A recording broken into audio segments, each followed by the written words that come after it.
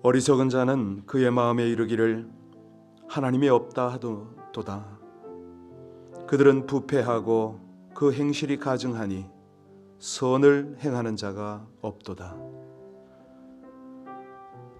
오늘도 인생을 굽어 살피사 지각이 있어 하나님을 찾는 자를 보고 싶어 하시는 우리 하나님, 우리 하나님께서 원하시는 의인의 세대를 원합니다. 비록 가난하고 미래할 수 없지만은 오직 하나님을 피난처 삼고 구원이 하나님께로부터 나옴을 고백하고 늘 하나님만을 즐거워하며 예배하는 이 백성들이 될 수 있도록 이 아침에 하나님을 향한 저희들의 중심을 주장하여 주시옵소서. 온전한 예배자로 하나님을 기쁘시게 하기를 간절히 원하며 예수님 이름으로 기도하옵나이다. 아멘. 지난 7월 1일 날 예배 중에 찬송을 하지 마라, 소리를 내지 마라, 어떤 느낌이 드셨나요? 우리 한인교계는 물론이고 미국 교회 전체 상황을 한번 쭉 훑어봤는데요. 세크라멘토라든가 이런 데 있는 미국 교회들은 항의 표시로 아예 마스크를 벗고 예배를 드리고 있는 그런 상황입니다. 이건 좀 너무 심하고 극단적이다 이런 생각이 드는데, 많은 분들이 그러죠. 왜 항의 시위를 하고 해안가나 이런 데, 술집이나 이런 데는 마스크 쓰라는 말을 안 하고 소리를 통제하지 않고 예배를 모르는 사람들인가? 특히 헌법이나 모든 법을 보아도 이런 거는 정부가 예배에 간섭할 권리는 없다, 이렇게 주장을 합니다. 우리 한인교회 대부분의 목사님들도 이제 소독이나 이런 걸 열심히 하되 찬송을 하겠다, 이렇게 이제 결론들이 났는데요. 이런 모습을 보면서 참 감사하다 생각을 했습니다. 깨어 있구나, 하나님의 법을 따르는구나. 우리 이 시간에 참 이런 법들이 위생을 위해서는 필요합니다만은 먼저 우리에게는 하나님의 법이 우선 아닙니까?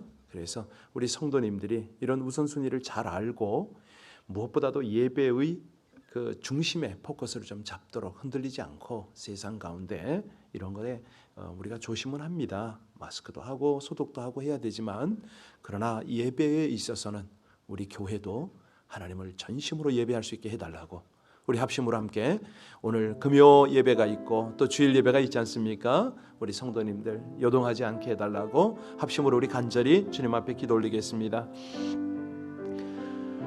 오직 아버지 하나님의 은혜로 이 백성들이 주 앞에 있나이다.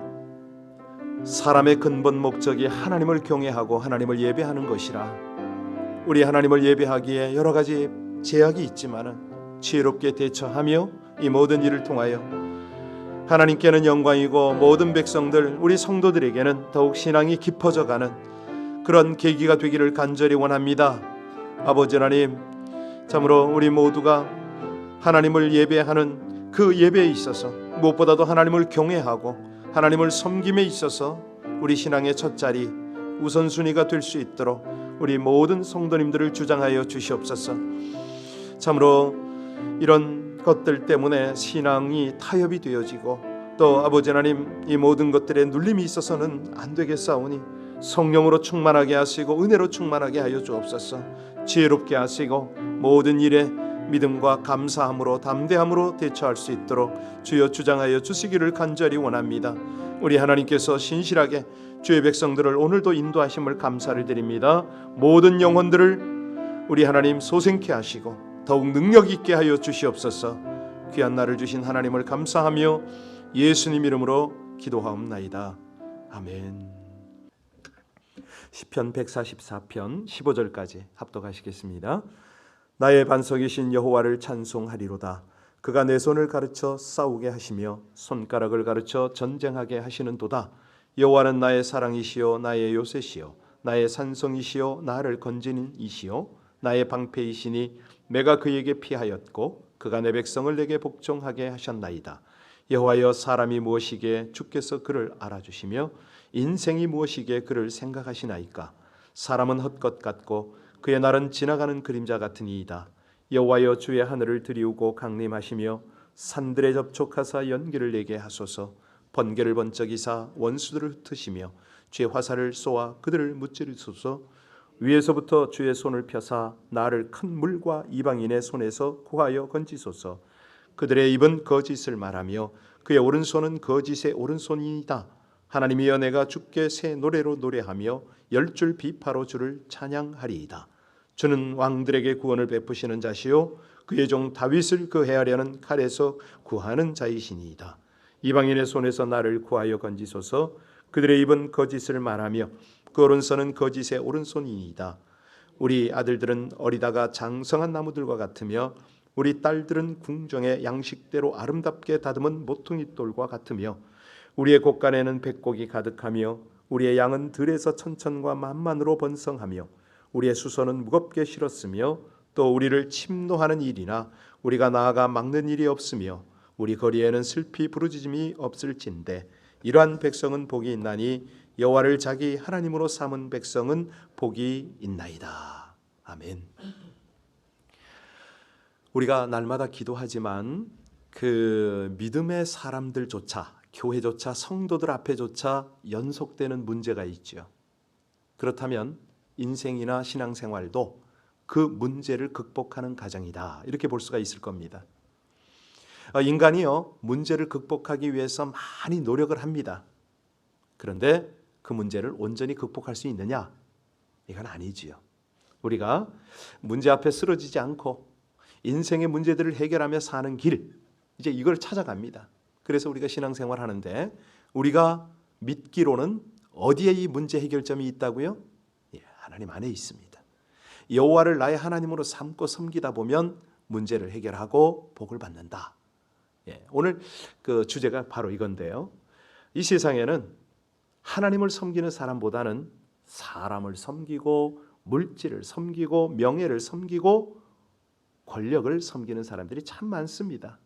한국에는 아니 어쩌자고 부산시장, 경기도지사 어딘죠? 충남도지사인가 그러고 또 서울시장 다들 이제 그냥 자기 명예 이런 거겠죠. 자살들을 하고 또 이렇게 난리가 납니다. 자, 우리가 이런 세월을 살다 보니까 나이가 들고 참 인생 의지하는 것 별거 아니다. 이런 걸 이제 하나하나 알게 되지 않습니까? 그래서 오늘 4절에 뭐라고 그랬습니까? 우리 4절 한번 보겠습니다. 같이 읽습니다.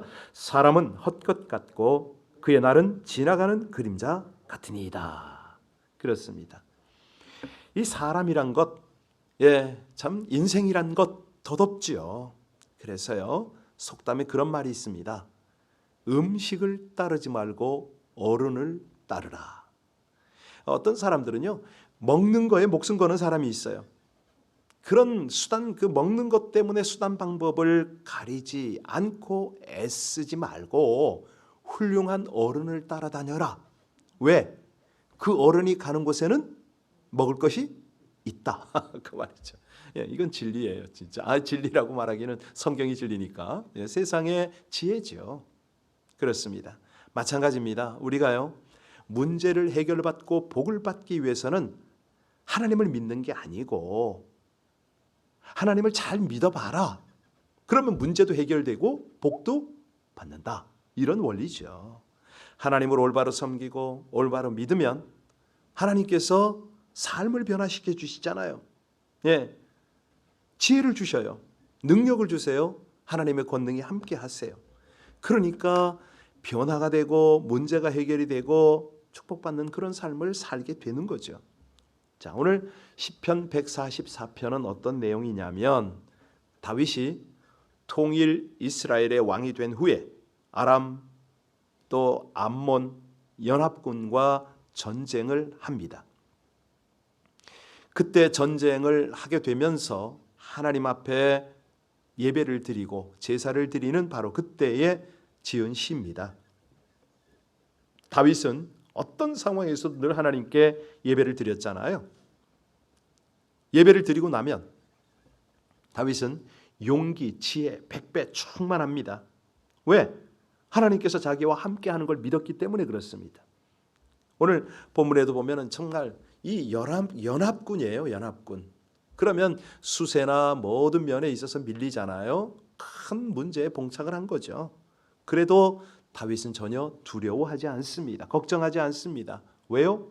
하나님이 함께 하심을 믿었기 때문에, 하나님이 반드시 승리하실 것을 믿었기 때문에, 그래서요 자기는 백성들에게 지금 뭐라고 큰 소리를 치냐면 반드시 큰 축복이 임할 것이다, 이렇게 선포를 합니다. 전쟁에서 승리하는 건 물론이고 삶이 풍족하게 될 것이다, 나아가서 우리 자손들도 번창하게 될 것을 믿어라, 이렇게 선포를 합니다. 그리고 사실 그 확신대로 전쟁에서 승리를 했죠. 영토를 확장하고 하나님이 약속하신 가나안 땅을 회복하고 다른 나라의 조공을 받아서 부유하고 강성한, 북한에서 말하는 강성 대국이 된 거 아닙니까? 자, 이스라엘은요 최대 번성기를 맞이했습니다. 결국 다윗 왕이 여호와를 자기 하나님으로 삼은 백성은 복이 있도다. 여러분 우리 15절 한번 합독해 볼까요? 15절 같이 읽습니다. 이러한 백성은 복이 있나니 여호와를 자기 하나님으로 삼은 백성은, 할렐루야, 이거는 확신입니다. 믿음입니다. 그대로 된 거예요. 여호와를 자기 하나님으로 삼은 백성은 문제를 해결받고 복을 누릴 것이다. 바로 이건데요. 자, 12절을 보면 어떤 복이냐? 12절 같이 읽습니다. 우리 아들들은 어리다가 장성한 나무들과 같으며 우리 딸들은 궁정의 양식대로 아름답게 다듬은 모퉁이 돌과 같다. 아들들을 어디에다 비유했죠? 나무에다가. 자, 어떤 나무는 자라가 죽습니다. 어떤 나무는요, 나무 돌바구니에 틈에서 자라다가 제대로 성장 못하는 나무도 있고요. 바람 때문에 또 이렇게 휘어져 있는 나무도 있고 많습니다. 그런데 오늘 다윗은 장성한 나무에 비유를 했습니다. 열매를 얻고 제목으로도 쓸 수 있는 아주 어떤 그냥 풍성하고도 단단한 거목에 비유를 하죠. 씩씩하게 잘 자라서 나라와 민족을 위해서 큰 일을 할 수 있는 그런 거목. 우리가 이런 자녀를 위해서 기도해야 되지 않겠습니까? 네, 우리 손주녀를 위해서도 기도하고요. 자, 또 딸은 어디다 비유를 했습니까? 이 궁정의 식양대로 아름답게 다듬은 모퉁이 돌과 같다. 여러분 가장 화려하고 아름다운 곳이 어디죠? 궁전입니다. 세상의 궁전도 아름답지만 하늘 궁전이 아름답죠. 그런 데는 이 각종 식양으로 치장을 했습니다. 바로 이것은 무슨 말이냐면 딸들이 행복한 삶을 살게 될 것이라는 약속이죠. 물론 오늘날 아들 딸 구별하고 그런 건 아닌데요. 여하튼간에 이런 여성들도 세계를 이끌어가는 지도자가 될 수가 있고, 그런데 중요한 것은 뭐냐면 아들이 됐든 딸이 됐든 모든 자녀가 하나님을 잘 섬기기 때문에 복을 누린다, 이런 말 아닙니까?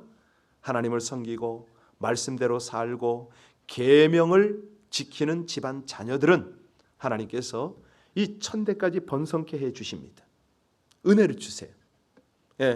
그래서 많은 하나님을 향한 헌신자들이 나오잖아요. 가만히 보세요. 이 순교자라든가 선교사라든가 정말 신실한 목회자의 자녀는 한결같이 보장이 돼 있어요. 단지 이제 자녀들이 그런 것들을 하나님 앞에 정말 진실로 감사해야 되는데 그게 좀 이제 문제긴 합니다만은, 자, 하나님을 미워하고 우상을 숭배하는 나라와 민족은 어떻게 됩니까? 하나님께서 죄를 갚으신다고 그랬어요. 언제까지요? 자녀 3, 4대까지 갚으신다. 그래서 그들은 가난과 저주와 기근과 역경에 빠져서 헤맵니다. 여러분 그런 민족이 얼마나 많습니까? 그런 나라가 얼마나 많습니까? 그래서요, 우리 신앙생활할 때는 우리 자신도 잘 되어야 되겠지만 후손을 생각 안 할 수가 없다는 거죠. 그러면 후손이 어떻게 해서 축복을 받느냐? 부모가 잘 믿는 것밖에 없습니다. 하나님께 제대로 충성하는 거죠. 그러면 자손은 보장입니다. 번창이 됩니다. 오늘 본문이 바로 그거 아니겠습니까? 자, 그래서 성경에서는 항상 하나님께서 분명히 말씀하시는 것이 있어요. 자녀가 잘 되기를 원하느냐? 우상 숭배하지 말아라. 자, 선하고 의롭게 살아야 네 자녀가 그걸 본받지 않겠느냐? 무엇보다도 하나님의 말씀을 순종하라. 믿음을 가져라. 이렇게 말씀을 합니다. 여기 오늘 본문을 가만히 보세요. 다윗에게 가장 중요한 것이 뭡니까? 재산 아닙니다. 재물 아니었어요. 집도 아니고요, 땅덩어리가 아니었어요. 그는 오직 하나님을 알고 섬기라. 아들에게 이걸 당부를 했네요. 그래서요, 이겁니다. 부모의 신앙을 자녀에게, 자손에게 전승하는 것, 믿음의 유산을 상속하는 것, 이것이야말로 어떤 물질을 상속하는 것보다 더 귀하고 값지다. 이게 축복이다. 오늘 첫 번째 복을 보았는데요. 자, 또 있습니다. 또 복을 볼까요? 우리 13절, 14절 다시 읽겠습니다. 우리 곳간에는 백곡이 가득하며 우리의 양은 들에서 천천과 만만으로 번성하며 우리 수소는 무겁게 실었으며 또 우리를 침노하는 일이나 우리같이 막는 일이 없으며 우리 거리에는 슬피 부르짖음이 없다. 여기 경제적인 번역이 나옵니까? 저기 번역을 보셨습니까? 수소가 얼마나 실었다고요? 무겁게 실은 거예요. 끌고 가기가 어렵게 실었다. 요즘 같으면은 수십 톤 트럭이 가득 실었다, 뭐 이런 말이 되겠죠. 우리 곳간에는 백곡이 가득하다. 백곡, 모든 종류의 곡식 아닙니까? 농사가 풍년이 들어서 수많은 종류의 곡식들로 결실을 맺고 창고마다 가득하다, 이런 말이죠. 자, 들에는 뭐가 있습니까? 양들이, 소들이 천천과 만만, 천배, 만배입니다. 100배가 아닙니다. 30배, 60배, 100배 중에서 100배가 제일 큰데 그거보다 더 큰 그런 어떤, 여러분, 이게 이제 사업이잖아요. 오늘날 사업이 1000배, 만배로 번성하면 얼마나 좋습니까? 그래서요, 하나님을 올바로 섬기는 게 이게 얼마나 중요한지 모릅니다. 새벽에 기도하고 철야에 기도하고 온전한 예배 생활, 정말 하나님이 원하는, 하나님께서 정하신 그 법도를 따라 섬기고 생활한다는 게 얼마나 큰 축복인지 모릅니다. 그래서 요즘 같은 때에요, 딱 이렇게 보이잖아요.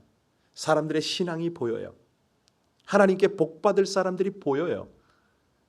그래서 이런 어떤 정부의 규제가 있고 갈등이 있고 뭐 신앙생활에 방해 요소가 있을 때 그 사람의 참 신앙이 딱 보이거든요. 하나님께서 그걸 살피지 않겠습니까? 요동하고 타협하고 사람, 그건 아니죠. 정확한 거는 원리는 원리고 양보할 게 있고 안 할 게 있죠. 자, 그래서 여기 수소를 다시 한번 보시기 바랍니다. 이 수소라는 거는 이제 짐을 실어 나르는 그런 소 아닙니까? 그러니까 농사가 잘 돼서 이 소가 곡식을 엄청 싣고 바쁘게 나른다. 여러분, 우리가요, 우리 창고가 가득 넘치게 일하는 것마다 하나님이 풍족하게 역사해 주신다. 그래서 하늘과 땅을 창조하신 분이 하나님 아닙니까? 모든 것을 주관하시는 분이 하나님입니다. 이 하나님을 제대로 섬기면 문제 해결은 간단한 거죠. 문제 해결을 통해서 오히려 더 큰 복을, 영적인 복을 주시고요. 그 다음에 물질적인 복은 저절로 따라오고요. 아까도 말씀드렸지만 어른을 잘 따라가면 됩니다. 귀한 어른 잘 따라가면 그분 가는 곳곳마다 산의 진미가 있습니다. 뭐 좋은 관계, 풍성한 거 다 있습니다. 뭐 내 생전에 도저히 만나지 못할 그런 사람 만나게 되고요. 내 어떤 위치 가지고 도저히 한 번도 누리지 못할 그런 경험들 다 누리게 된다는 거죠. 그래서 중요한 것이 뭐냐면 우리가 먼저 하나님의 소유가 되는 게 그렇게 중요합니다.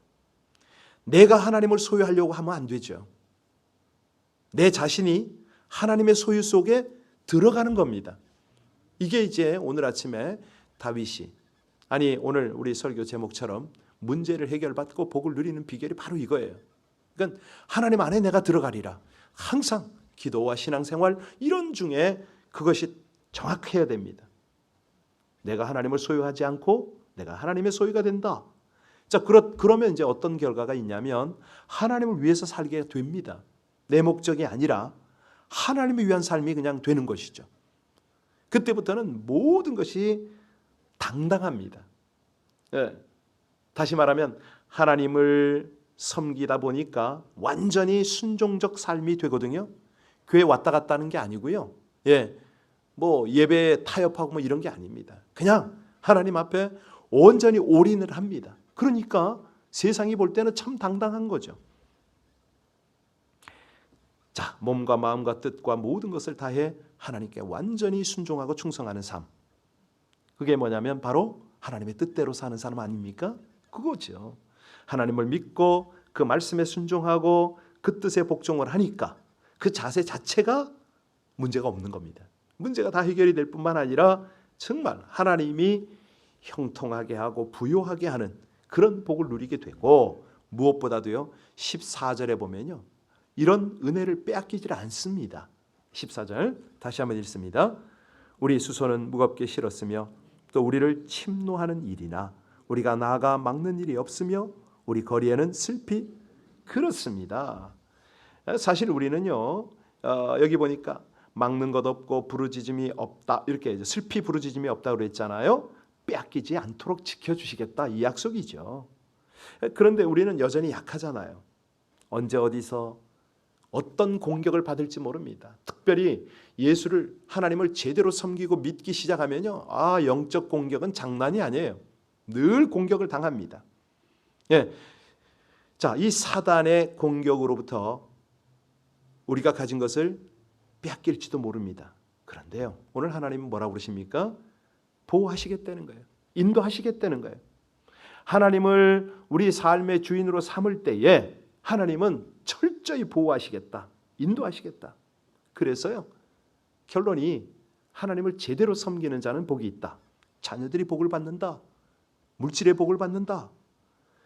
전심으로 하나님을 찾으면 하나님께서 피할 길을 주시고 복 주셔서 이 살게 하신다는 거죠. 그러니까 나머지 복은 다 부수적으로 오는 겁니다. 재물이요, 건강이요, 은총이요, 이거는 저절로 오는 건데 많은 사람은 이 복을 받아도 문제는 이거를 보호를 못하잖아요. 이게 지키지를 못해요. 다 새 나가버립니다. 술술 빠져나가죠. 그래서요 문제를 우리가 만날 때는 사실은 연약하고 허무한 인생을 고백해야 됩니다. 그래서 하나님 이 문제에 매여서 헤매이지 않게 해달라고, 내가 하나님께 매여 있게 해달라고, 하나님을 생각하게 해달라고 그 길을 나가는 거죠. 오늘 저녁에도 또 철야 예배로 함께 기도할 텐데요, 기도의 목적이 뭡니까? 문제 해결과 복 받는 것에 그쳐서는 안 됩니다. 바로 그 과정을 통해서, 문제 해결과 복 받는 그 과정을 통해서 하나님의 임재를 경험하는 거죠. 하나님으로 더욱 견고한 믿음이 생기고 하나님을 알아가고 하나님을 찬양하고 이거거든요. 하나님 속에 들어가는 겁니다. 그러면 나머지는 저절로 하나님이 다 하시는 것이죠. 함께 기도하시겠습니다.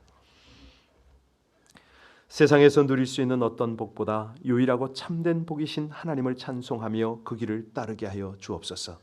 헛된 것과 인간적인 것을 복으로 삼으려는 유혹을 물리치게 하여 주옵시고, 하나님으로 만족하는, 하나님만을 소유하고 하나님의 소유가 되어 찬양하고 예배함으로 안전과 미래를 보장하신 주님을 경험하게 하여 주시옵소서.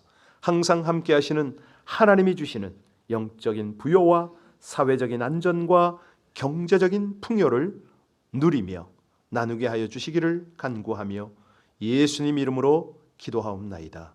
아멘. 정말 영적인 법칙이 부익부 빈익빈이죠.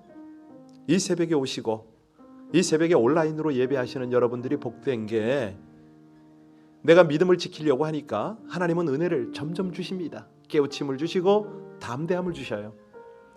그런데 예배를 떠나 있고 여러 가지 사정으로 신앙을 멀리하면 신앙은 점점 깎입니다. 점점 가난해져요. 별 핑계를 다 대요. 어떻게 하면은 내가 정말 그 생각을 하면 정말 목사로서는 너무너무 안타깝죠. 기도 좀 해주십시오. 지금 지난 3월부터 아직 한 번도 교회 안 나타나는 인생들이 있네요. 나 이거 어떻게 하면 좋아요? 정말 안타까워. 아니 갈 때는 다 가면서 마켓이요 어디고 다 가면서 이거 어떻게 하면 좋아요 이거. 우리 함께 기도 좀 부탁합니다. 우리 신앙이 어려서 그러거든요. 아직 부족해서.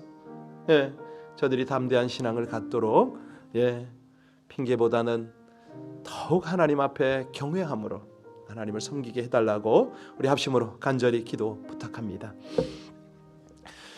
아버지 하나님, 참으로 이 백성들에게 은혜를 베푸셔서 다시 한번 하나님을 깊이 앙망하며 주님 앞에 더 가까이 나가게 하시니 진실로 감사합니다.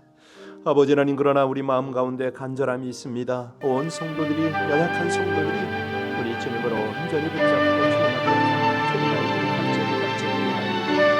진실하시고 감사하시고 아버지 하나님이여, 주의 백성들을 살피시옵소서. 믿음을 더하여 주시옵소서. 아버지 하나님이 주시는 믿음이여, 저들이 하나님을 경외하고 두려움없이 함께하고 주시옵소서.